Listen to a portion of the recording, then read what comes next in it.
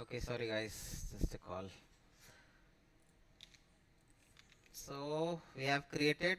Now what we need, we want one more controller for both this thing. So what I am gonna do is I am gonna create one more circle. I'll first align this thing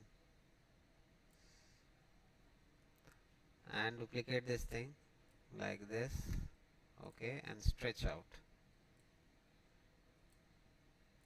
Okay, so this could be my controller. Okay, and here you can define that, okay, this should move like this. So if I move this thing, this should move, and if I move this thing, this eye should move, and if I move this, the whole setup moves. So we are going to create something like this. So how we can do this?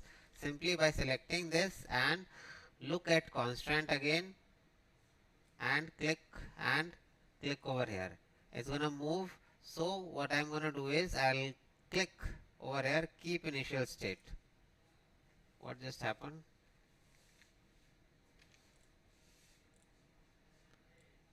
And it's moving.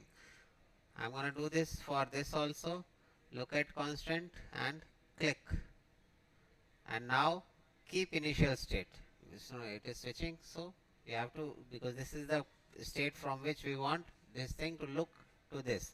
Now if you see, if I move this thing, this eye moves. If I move this thing, this eye moves. Means they both have separate controllers. And what you can do is simply you can select this and hello, click and link this to this one, and simply click and link this to this one. Okay, okay, I think it's done.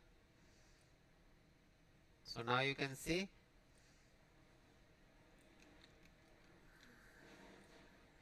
it is working perfectly. So this is how eye controllers work in a rig, in a system. Understood?